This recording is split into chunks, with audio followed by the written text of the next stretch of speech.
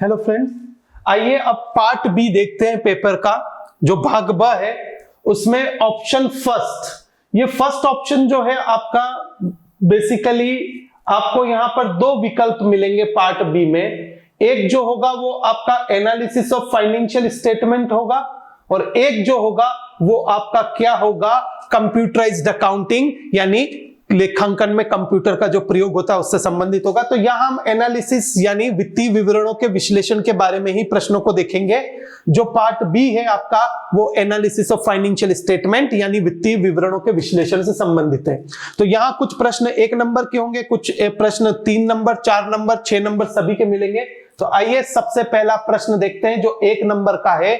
प्रश्न संख्या 23 जो रोकड़ प्रवाह विवरण यानी कैश फ्लो स्टेटमेंट से संबंधित है।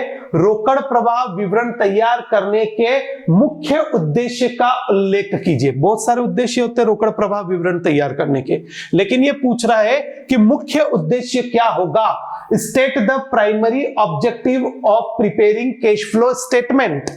मुख्य जो होता है उद्देश्य एक ही होता है कि व्यवसाय या आप बोल दे कंपनी के वर्ष के दौरान रोकड़ या रोकड़ समतुल्य में जो भी वृद्धि या कमी, इनफ्लो या आउटफ्लो, अंतर्वाह या बहिर्वाह हुआ, उसको दिखाने के लिए हम क्या करते हैं, एक विवरण बनाते हैं। ये विवरण क्या है, एक रोकड़ प्रवाह विवरण है। तो यहां पर अगर मैं सबसे पहली बात करूं कि आप किसके लिए बना रहे हो, ये जो इसका मुख्य उद्देश्य है, मुख्य उद्देश्य एक ही है, इनफ्लो एंड आउटफ्लो, जिसको आप अंतर्वाह या एवं बहिर्वाह,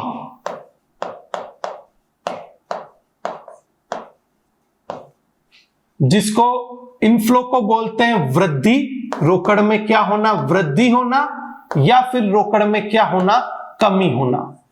इसको दिखाने के लिए हम क्या करते हैं, एक विवरण बनाते हैं। तो यहां एक सेंटेंस, एक वाक्य आप प्रयोग में लेंगे कि वर्ष के दौरान रोकड़ व रोकड़ समतुल्य, रोकड़ व रोकड़ समतुल्य को क्या बोलते हैं, कैश एंड कैश इक्विवेलेंट, रोकड़ व रोकड़ समतुल्य। इसको कहीं कहीं तुल्यांक भी बोला हुआ है, तो रोकड़ व रोकड़ तुल्यांक बोल दीजिए, रोकड़ व रोकड़ समतुल्य बोल दीजिए। तो इसमें वर्ष के दौरान जो भी कमी या वृद्धि हुई, इसमें जो भी अंतर्वाह या बहिर्वाह हुआ, जो भी इनफ्लो या आउटफ्लो हुआ, उसको दिखाने के लिए, उसको बताने के लिए हम एक विवरण तैयार करते हैं, जिसका नाम क्या होता है, रोकड़ प्रवाह विवरण, कैश फ्लो स्टेटमेंट होता है। चलिए अगले प्रश्न पे चलते हैं। ये 1 नंबर का प्रश्न है, इसको आपको इसी तरीके से इसका मुख्य उद्देश्य बताना है। देखिए आपको कुछ सूचना दी गई है, निम्न सूचना से निवेश गतिविधि है। निवेश गतिविधि का मतलब क्या होता है, इन्वेस्टिंग एक्टिविटी। कौन सी एक्टिविटीज की बात कर रही है, इन्वेस्टिंग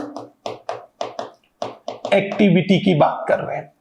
तो निवेश गतिविधि से रोकड़ प्रवाह की क्या करनी है, आपको गणना करनी है। रोकड़ प्रवाह का मतलब होता है कैश फ्लो। कैश फ्लो या तो इंक्रीज, पैसा आया या पैसा गया, वो आपको बताना है किसमें, इन्वेस्टिंग एक्टिविटी में, निवेश गतिविधि या निवेश क्रियाकलाप जिसको आप बोल रहे हो। देखिए यहां पर बोला गया है 10 लाख रुपए की मशीनरी का अधिग्रहण किया। अधिग्रहण किया का मतलब खरीदी आपने। 10% का नकद भुगतान तुरंत किया गया, 10% आपने तुरंत भुगतान कर दिए, तथा शेष के लिए विक्रेता के पक्ष में 3 माह पश्चात दे एक ड्राफ्ट। 3 माह के पश्चात क्या, ड्राफ्ट, ड्राफ्ट का मतलब बिल से पेएबल बोल दो आप इसको, दे बिल बोल दो।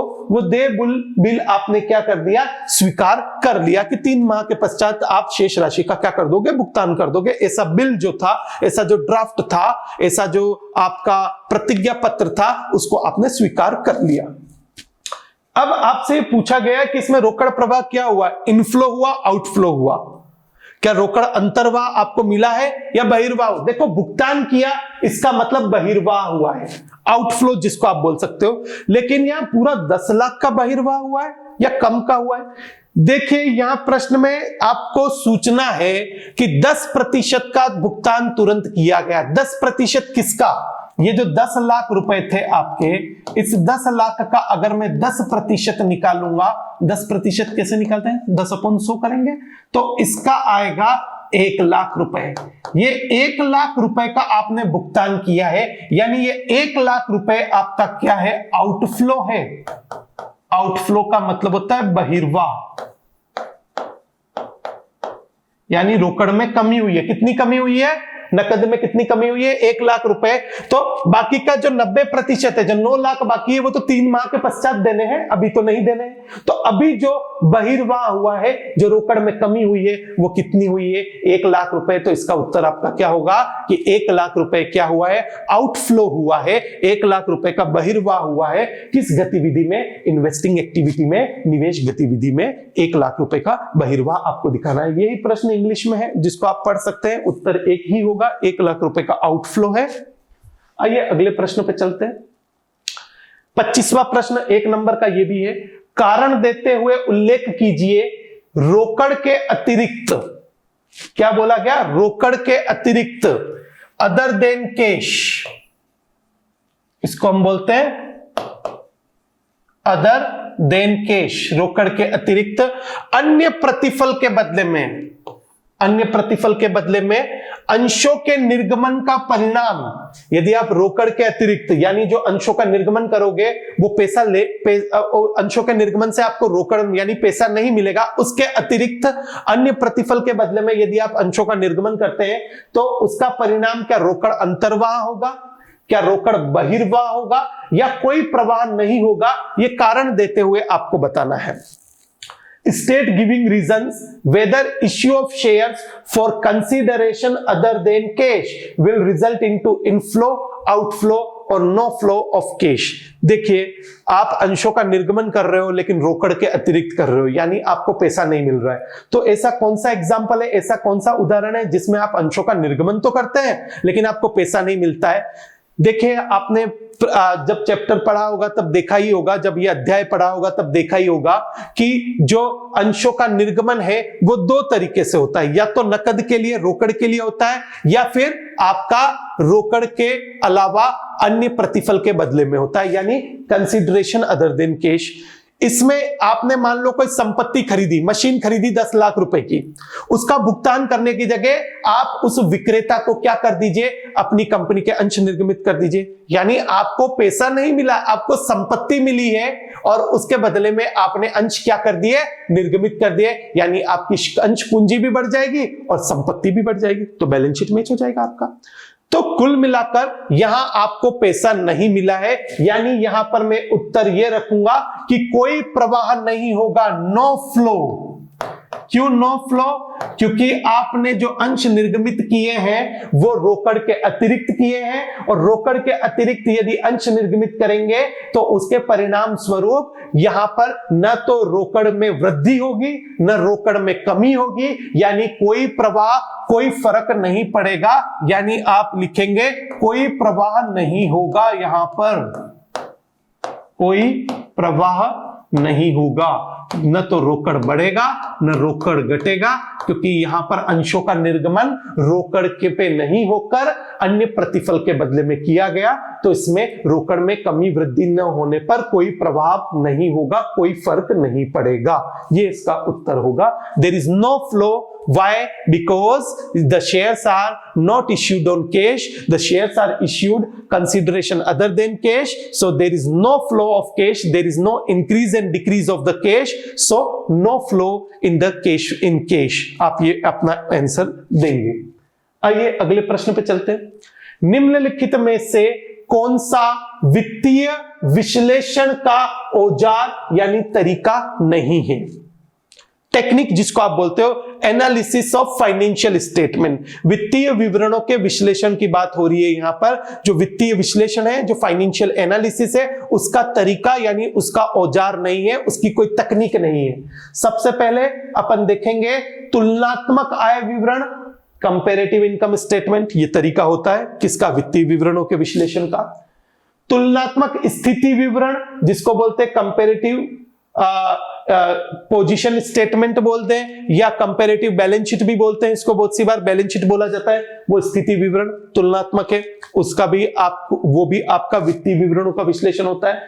लाभ हानि विवरण statement of profit and loss, लाभ हानि विवरण वित्तीय विवरणों के विश्लेषण में नहीं आता, ये खुद एक वित्तीय विवरण है, ये खुद एक क्या है, फाइनेंशियल स्टेटमेंट, ये विश्लेषण का काम नहीं करता है। और रोकड़ प्रवाह विवरण, रोकड़ प्रवाह विवरण जो होता है वो वित्तीय विवरणों के विश्लेषण का एक तरीका होता है, एक तकनीक होती है। तो इसका जो उत्तर होगा वो कौन सा, सी जो है, सी आपका क्या है, statement of profit and loss, क्योंकि ये खुद एक अपने आप में क्या है, एक वित्तीय विवरण है, ये वित्तीय विवरणों के विश्लेषण का तरीका यानी औजार नहीं है। आइए अगले प्रश्न पे चलते हैं। निम्नलिखित में से कौन सी वित्तीय विश्लेषण की एक सीमा है, लिमिटेशन है, सीमा जिसकी लिमिटेशन की बात हो रही है, यह कंपनी की रिपोर्ट का एक अध्ययन है, जो कंपनी अपनी रिपोर्ट यानी जो कंपनी अपने वित्तीय विवरण बना रही है उसका एक अध्ययन है। अभी हम चारों पढ़ते हैं फिर निर्धारित करेंगे। यह फर्म की ऋण भुगतान योग्यता की जांच करता है, बिल्कुल ये सीमा तो नहीं, ये तो इसका विशेषता है कि वित्तीय विवरणों के विश्लेषण से हम ऋण भुगतान यानी डेट पेमेंट किया जाए, ऋणों का भुगतान समय पर होगा या नहीं होगा उसकी जांच करते हैं। तो ये तो आपकी सीमा नहीं है, ये तो विशेषता है। यह वित्तीय स्थिति में परिवर्तन के कारणों की पहचान करता है, बिल्कुल सही बात है कि यह भी एक इसकी विशेषता है कि वित्तीय विवरणों का विश्लेषण जो है वो क्या बताता है कि परिवर्तन क्यों हुआ वित्तीय स्थिति में, फाइनेंशियल पोजीशन में जो परिवर्तन हुआ है वो क्यों हुआ है, इसकी वो क्या करता है, कारणों की पहचान करता है। तो ये भी इसकी सीमा नहीं हो सकती क्योंकि ये तो विशेषता है। यह फर्म की वित्तीय स्थिति के विभिन्न घटकों के आपेक्षिक महत्व का पता लगाता है। तो यहां पर अगर इसी को इंग्लिश में देखें तो उससे जल्दी समझ में आ जाएगा। It ascertain the relative importance, जो अनुपातिक, रिलेटिव का मतलब होता है, आपेक्षिक का मतलब होता है अनुपातिक, जो परिवर्तन हुए हैं उसके बारे में वो क्या बताएगा, विभिन्न जो कंपोनेंट्स हैं उसका अनुपातिक आपेक्षिक जो महत्व है उसको रिलेटिव इंपॉर्टेंस बोलते हैं। रिलेटिव इंपॉर्टेंस का मतलब होता है जो आप एक तरीके से अनुपात में या प्रतिशत में जिसको परिवर्तित करते हैं उसका पता लगाता है कि स्थिति विवरण के विभिन्न जो घटक हैं उसका कुल योग से कितना प्रतिशत है, जो कंपैरेटिव तुलनात्मक या कॉमन साइज सामान्य आकार में हम करते हैं, वही बात यहां पर बोल रही है। तो ये भी इसकी एक विशेषता है, ये इसकी सीमा नहीं है क्योंकि ये ऐसा हम वित्तीय विवरणों के विश्लेषण में आपेक्षिक महत्व यानी प्रतिशत या अनुपात की बात करते हैं, रिलेटिव इंपॉर्टेंस की बात करते हैं। तो ये तीनों इसकी सीमाएं नहीं होकर विशेषता है। तो यह एक रिपोर्ट का केवल एक अध्ययन है, ये इसकी सीमा है, ये इसकी लिमिटेशन है, क्योंकि यहां पर जो कंपनी ने वित्तीय विवरण बनाए हैं उसी का हम क्या करते हैं, उसी के बारे में हम उसका अध्ययन करके उसका विश्लेषण करते हैं। तो ये इसकी सीमा रहेगी, ये इसकी लिमिटेशन रहेगी। तो ए विकल्प जो है, प्रथम विकल्प जो है यहां सही है। इसी प्रश्न को अगर इंग्लिश में देखें तो which of the following is the limitation of financial analysis, वित्तीय विश्लेषण की क्या सीमा है। It is just a study of report of the company.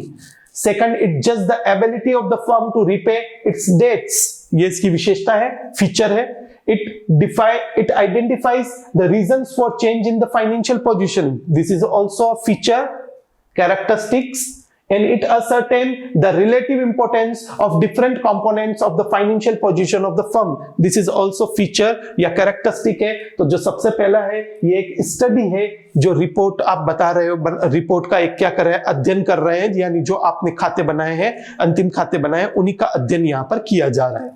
अगले प्रश्न पे चलते हैं। 28वां प्रश्न आपके सामने, कंपनी अधिनियम 2013 की सूची 3 थर्ड भाग 1 के अनुसार अदत्त मांग, अदत्त मांग का मतलब क्या होता है, अदत्त मांग को हम बोलते हैं कॉल्स इन एरियर। अदत्त मांग का मतलब क्या होता है, कॉल्स इन एरियर। अदत्त मांग जो कि अभी तक क्या नहीं की, भुगतान नहीं की गई, वो कॉल्स इन एरियर है। कंपनी के स्थिति विवरण के निम्नलिखित में से किस मुख्य शीर्षक या उपशीर्षक के अंतर्गत दर्शाई जाएगी। तो ये किसके अंतर्गत दर्शाएंगे, कॉल्स इन एरियर को हम सामान्यतः जो अदत्त है, जो जिसका भुगतान प्राप्त नहीं हुआ है, आप इसको अदत्त मांग को अनकॉल्ड भी बोल सकते हैं, लेकिन यहां पर कॉल्स इन एरियर जो अदत्त मांग है उसको ये भी बोला जा सकता है। तो यहां पर जो भी अदत्त है जिसका भुगतान अभी तक प्राप्त नहीं हुआ है वो हमेशा हम कहां दिखाते हैं, वो आपको पता है शेयर होल्डर्स फंड यानी अंशधारकों के कोष में से उसको घटाकर दिखाया जाता है। तो संचय और आधिक्य में उसको नहीं दिखाते हैं, वो चालू देयता नहीं है, आकस्मिक देयता भी नहीं है, तो वो आपका क्या है, अंशधारकों का कोष है जिसको शेयर होल्डर्स फंड के नाम से जानते हैं। हम उसी में इसको अदत्त मांग को दिखाएंगे। यदि अपन यहां पर देखें, as per the schedule 3 part 1 of the companies act 2013 calls in arrear, वही अदत्त मांग जिसको आप बोल रहे हैं, will be present under the following head sub head in the balance sheet of the company. हम कहां दिखाते हैं, शेयर होल्डर्स फंड में कॉल्स इन एरियर को घटाकर दिखाते हैं, लेस करते हैं, यानी जो डी विकल्प है वो आपका बिल्कुल सही है। आइए अगले प्रश्न पे चलते हैं। 29वां प्रश्न, ऋण पर उपार्जित ब्याज परंतु देय नहीं, interest occurred but not due on loans. जो ऋण पर ब्याज उपार्जित कर दिया परंतु अभी तक आपने उसका क्या किया है, भुगतान नहीं किया है, परंतु देय नहीं है अभी तक, को कंपनी के स्थिति विवरण में उपशीर्षक, कौन से उपशीर्षक के अंतर्गत दर्शाया जाएगा। एक ऋण जो ब्याज उपार्जित हो चुका है लेकिन अभी तक उसका देय नहीं यानी उसका भुगतान नहीं किया, उसका आपने क्या नहीं किया, भुगतान नहीं किया, लेकिन वो क्या हो चुका है, एक तरीके से उपार्जित हो चुका है, तो उसको आप कहां दिखाएंगे, उसका जो उपशीर्षक होगा वो उपशीर्षक होगा करंट लायबिलिटीज में होता है। करंट लायबिलिटीज का मतलब चालू दायित्व होता है, तो यहां पर आप उसको दिखाओगे अन्य चालू दायित्व के अंतर्गत दिखाएंगे हम, अदर करंट लायबिलिटीज, क्योंकि चालू दायित्व जो है वो तो शीर्षक है, उस शीर्षक में उपशीर्षक जो होगा, सब हेड जो होगा वो क्या होगा, अदर करंट लायबिलिटीज होगा। तो हम उस अदर करंट लायबिलिटीज में इसको क्या करेंगे, दिखाएंगे। तो ये आपका प्रश्न नंबर 29 था, जो कि 1 नंबर का था। तो ये सभी प्रश्न 1-1 नंबर के हैं। अब जो प्रश्न आएंगे वो 3 नंबर के रहेंगे और उसका हल मैं अभी आपको दिखाता हूं।